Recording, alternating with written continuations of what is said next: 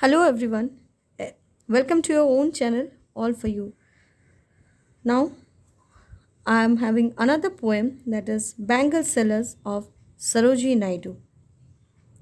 The title of the story is inspired by a poem by Sarojini Naidu.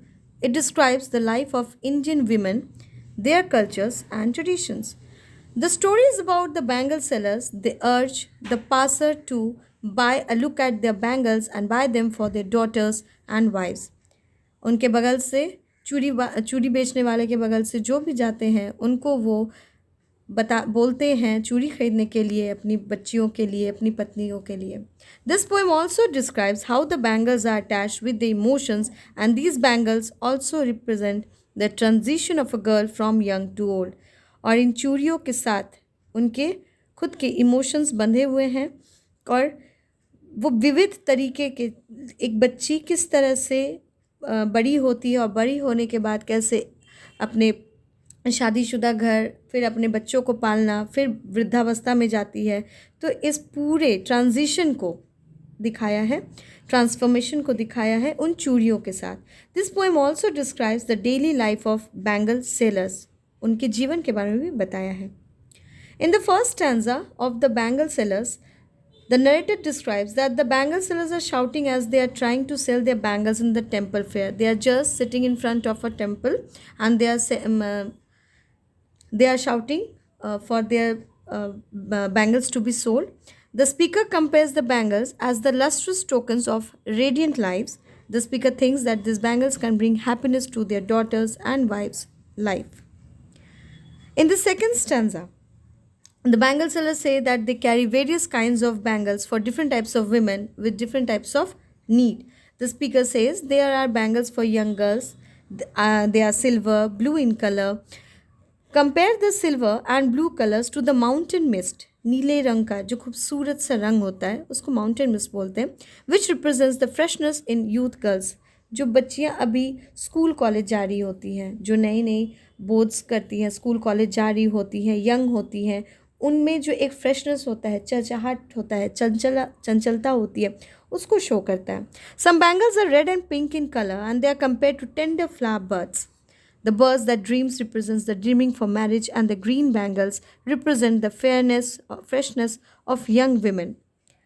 लाल रंग की चूड़ियाँ उन लड़कियों के लिए हैं जिनकी अभी शादी होने वाली होती है और जो अपने सपनों को संजोती हैं. और हरे रंग की चूड़ियाँ This resembles the freshness of young women. सावन के महीनों में जो युवतियाँ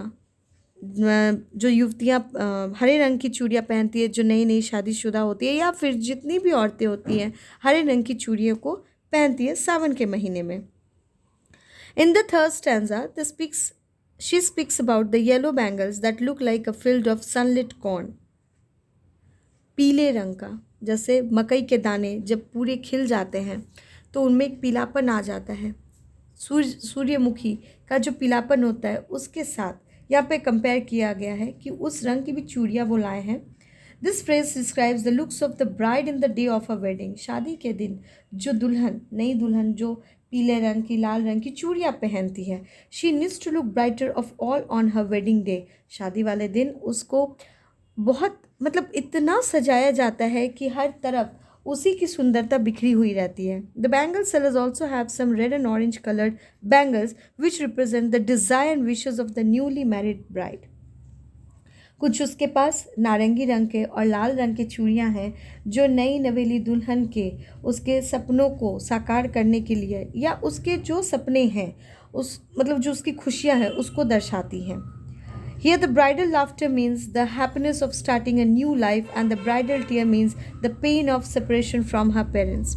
Bridal laughter, दुल्हन की जो यहाँ पे मुस्कुराहट या हंसी है उसके नए जीवन में जो उसने कदम रखा है, ठीक है, उसको दर्शाता है. और उसके जो आंसू हैं किस तरह से वो अपने पिता के घर से विदा होते समय अपने बालावस्था को याद करते हुए और उस समय जितने भी दिन उसने हंसी खुशी से बिताए हैं, जो बालपन में उसने रोया है, थोड़ा सा मन मुटाव किया है, ठीक है, उन सबको यहाँ दर्शाता है. This describes the transition of life from a young girl to wife. In the last stanza, the speaker describes the life of a women after marriage, शादी के बाद अब वो अधेड़ उम्र में आ चुकी हैं. The bangle sellers are selling some purple bangles with gold and grey flakes. सुनहले रंग की चूड़ियाँ, उसमें थोड़े थोड़े से काई रंग की भी हैं. This color describes the life of a woman who has just journeyed through life and raised her children well. इसमें ये दर्शाया गया है किस तरह से औरत ने या जो महिला हैं वो किस तरह से अधेड़ उम्र में आई है, अपने बच्चों को पाल पोस के बड़ा की हैं, ठीक है, अपने घर की अच्छे से देखभाल की हैं, अपने पति की भी उसने अच्छे से देखभाल की है, और अपने जो भी अच्छे बुरे सारे समय को, पूरी ज़िंदगी में जो अच्छे और ख़राब समय थे, सबको उन्होंने क्या किया, अच्छे से काट लिया. The purple colour represents the pride and honour. Pride and honour का मतलब यहाँ पे है गर्व का महसूस होना, मान सम्मान मिलना. And the grey colour represents the maturity of a middle aged women, कि किस तरह से औरत एक मध्यम आयु में आई है. The bangle seller also says that these bangles are perfect for those women who maintain their family with pride and worship the God's.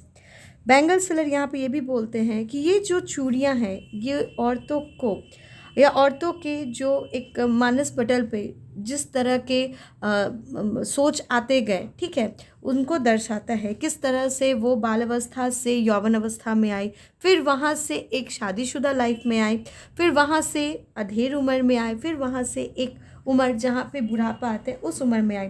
Who maintain their family with pride and worship the gods, और भगवान की भी आराधना करती हैं. Last but not the least, we come to the conclusion. The story or the poem teaches us about the various stages of a woman's life, जो मैंने अभी आपको बताया, and also represents Indian culture, हमारे भारतीय संस्कृति को भी दिखाता है.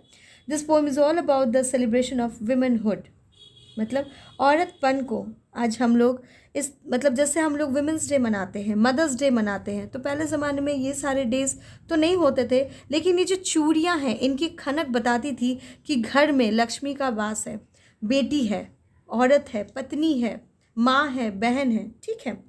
This poem also describes the role of bangle sellers in the traditional setup. पहले ज़माने में अभी भी हमारे घरों के सामने औरतें आती हैं चूड़ियाँ बेचने के लिए, ठीक है. तो ये उनके ट्रेडिशनल सेटअप को दिखाता है कि अब उस ज़माने से लेकर सरोजिनी नायडू से लेकर अभी तक 21st सेंचुरी की बात करें तो अभी भी लोग चूड़ियों को खरीदते हैं और पहनते ही हैं. यहाँ तक कि अगर देखा जाए तो अगर हम लोग अमेरिका लंदन की बात करें तो वहाँ भी औरतें जो होती हैं, लेडीज़ होती है, शौक़ के तौर पर, ठीक है, एक शौकिया तौर पर चूड़ियाँ खरीदने का एक ट्रेडिशन बना लिया है, और वो लोग यहाँ से लहठी की चूड़ियाँ, कांच की चूड़ियाँ ज़रूर खरीदती हैं, पहनती हैं, जो भी वहाँ से टूरिस्ट आते हैं, ठीक है. It also describes the socially accepted roles of women in different stages of their life. अलग अलग पायदान पे औरतें अलग अलग अपना जो रूप को निभाती हैं, कभी माँ बनकर, कभी बेटी बनके, कभी पत्नी बनकर, कभी सास बनके और कभी बहन बनकर. इन सब रूपों को इसमें दिखाया गया है. Thank you.